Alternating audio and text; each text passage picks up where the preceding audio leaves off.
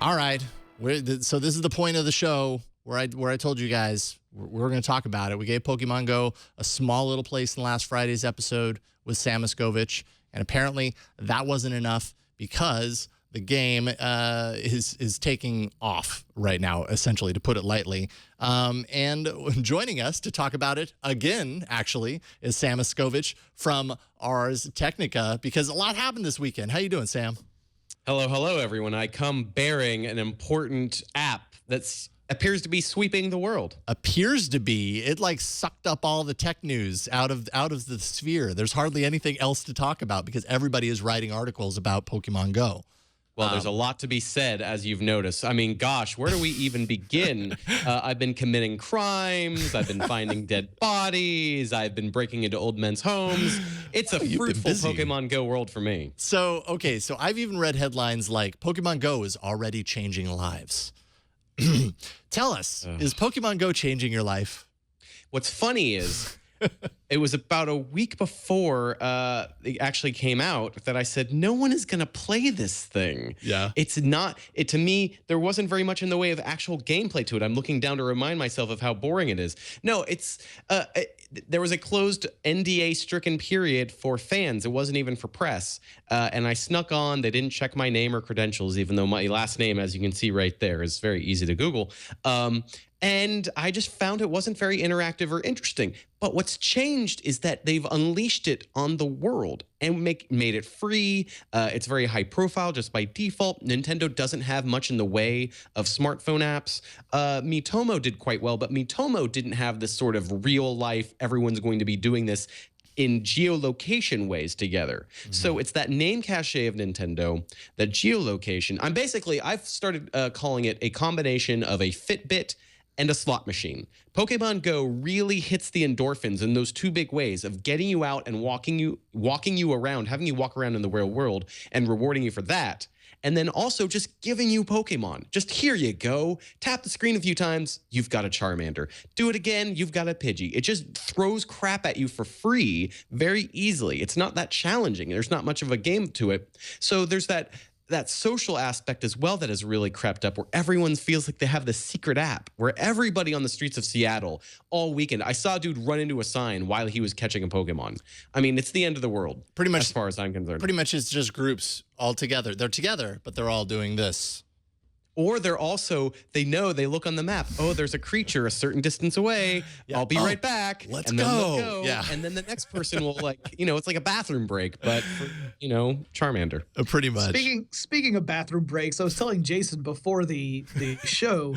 Great segue. Here in my office building, the office I work in, howstuffworks.com, shares a floor with MailChimp and Twitter, and I can't go to the bathroom without wading through people trying to catch their Pokemon. It's just the way it goes. This is life. This is life in the future. We're just living in it. Thanks so much, Niantic. Yeah, I mean, there's definitely a big difference right here between this and what Ingress was, let's say. Ingress and Pokemon Go share a lot of the same mechanics. Pokemon Go largely was built on the experience and the just the experience and gameplay that Ingress was developed around. But it's got that familiar brand behind it. Right, absolutely. These augmented gaming apps have existed for some time, and they've all been mostly about people using very boring systems. They're not very recognizable. It's these sort of grids and dots, and you've won nodes. It's all very sci-fi. It's all been very abstract. And this is just really the perfect branding combination, because people, to grab an app, love a character. I mean, this is what Nintendo's done for years, is take a game idea that's kind of new and slap familiar characters on it. Gosh, that's Mario Kart wouldn't have been nearly as big, in my opinion, if it had just been silly stick figure kart. Mm-hmm. Things like that. So it's not surprising to see something like this latch on, because it gives people something to hunt for. If they'd done this, if Jurassic Park had done this and everyone had been chasing velociraptors, it might have done just as well. Who knows what the ultimate brand would be, but definitely having that get around in the world, because there's going to be different stuff in different parts of the world, in lakes compared to in forests, compared to cities, and so on. It's a good branding combination. But as you've noticed, some weird stories have been coming up as a result. Yeah, so exactly what's happened here. This is the first time that I've heard of a game launching, and over the course of a single weekend since it launched, like really bizarre things happening. Tell us about a few of those. Absolutely. I think because augmented gaming and everybody crowding around in real meat space to get stuff in a game and having GPS check on you, this is, God, we haven't seen anything like this since Foursquare. But what the app does in Pokemon Go is it throws out these Pokestops where you can go and get items. You can pay to get stuff in the game, or you can go to these stops. They give you experience points, they give you items, and you can, as a human, pay a little money if you haven't earned the item to sweeten a Pokestop, so that when someone else is on their app, they can see little rose petals fluttering out. So there was a police station, I want to say in Missouri, I blank on the city name, but it was a police station in Missouri, put out an alert that 8 to 9 victims had been assaulted or at least threatened with a gun because they'd gone to a Pokestop that had been sweetened by the robbers. People show up. It's, nighttime. There's not that much lighting. It's just a nondescript location that happened to have been marked on the map in that Missouri area as a Pokestop. Guy goes up. You need to be within an average of 40 meters, give or take. Sometimes that can be as little as 10 to 20. Sometimes that can be a lot further based on your device. This, by the way, is not the van that was found on the scene. I just photoshopped that very crappily. But yeah, people would go to these spots because the map said there's better stuff right here. And they just walk up, and then get mugged. And I think these sorts of things are going to happen more and more with the kind of this is a kind of gameplay that nobody's done. So the idea of best practices with a thing like Pokemon Go, we have to make those up as we go. I think there is some common sense to think twice before going to a dark location and getting your items. But there is, like I said, that little mental stimulation of the mix of Fitbit and slot machine makes people walk to get a free thing that means nothing. So that was, I think, the most intense story. I know there was another one about a man whose house was near a church, and that church got marked as a Pokestop. And so people just started showing up and loitering, just crowds of people. And he just reached out to a website, and they're like, we'll write this up because Pokemon Go's new. And I imagine because all this data is taken from the prior app that wasn't nearly as popular, that's now attracting a ton of people to certain stops. I know when I walked home last night, there were so many places that were just people's houses that were marked because of a sign or because of a bus stop or some sort of thing that the prior that Ingress's players had marked as, oh, this is cool. And so now there's a lot more people paying attention and walking up to them and claiming the stuff and standing around for a minute and waiting for the reception to come back. It's just creating a very weird social scene with that story in particular.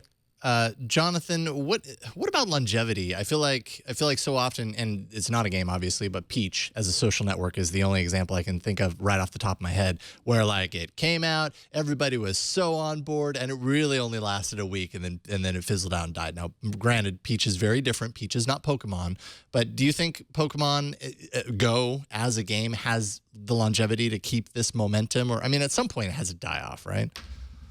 Well, I think there are a couple of things at play here. One, you're going to see some of the diehard fans, they'll hang on to it the longest, right? They'll be the ones who really do feel they gotta catch them all, and they'll want to try and get every single variant of Pokemon that there are, and then go through all the evolutions. And that's going to take a lot of time.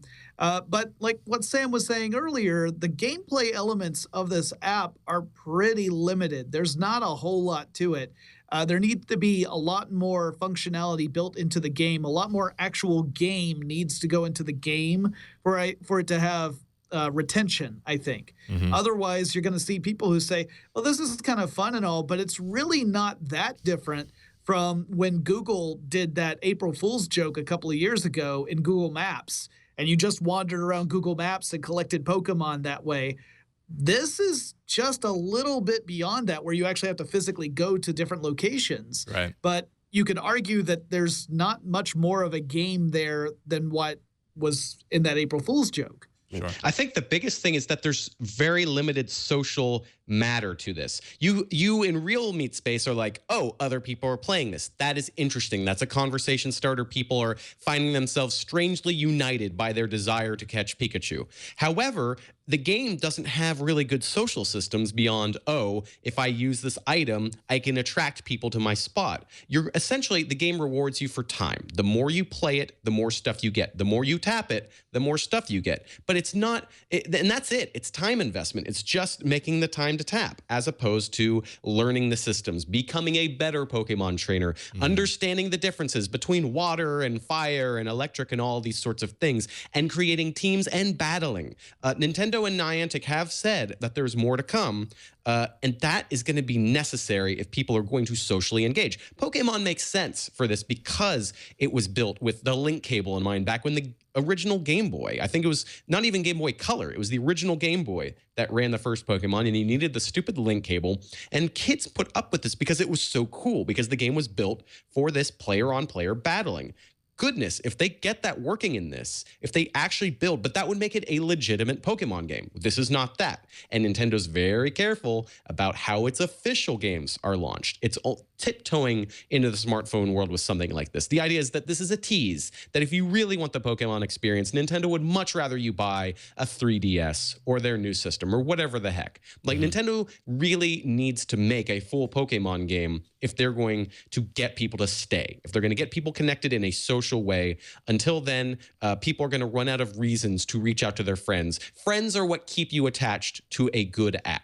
Friends are what keep you attached to things like Twitter and Facebook and these sorts of things. Peached is actually similar to Pokemon Go in that if there's nobody there, no one's going to keep using it. Yeah, fair enough, fair enough. Now, speaking of Nintendo, they've had a pretty remarkable weekend. Saw this BuzzFeed article.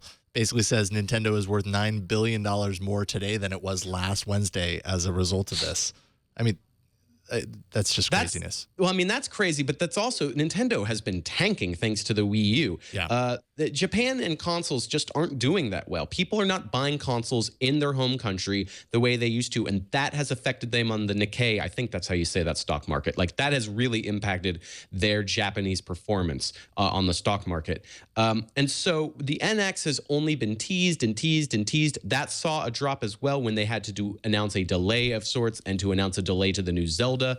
Nintendo just hasn't had a big show of force of saying that they have cultural import. Miitomo, to some extent, helped a little bit, but Pokemon Go just being in everybody's hands, and people are paying. They're paying. Nintendo has eyeballs now. The problem is going to be when, not if, that population drop-off comes. So if for any reason Niantic has these, battle systems and these other things ready to rock in the next 3 weeks, they better get them out, because this is Nintendo has other smartphone plans, and I think that's something that investors are looking at, that there's Fire Emblem and Animal Crossing. Those are popular Nintendo franchises that are coming to smartphone, and this, I think, is a good showing that those apps will probably be relatively as downloaded, maybe not just as much. But it's a good sign. People are hungry, clearly, for Nintendo stuff on smartphones. So their future as a smartphone game maker is definitely a reason to evaluate pretty highly. Now, whether Pokemon Go can sustain that for the next 3 weeks, 4 weeks, 5 weeks, we will have to wait and see. But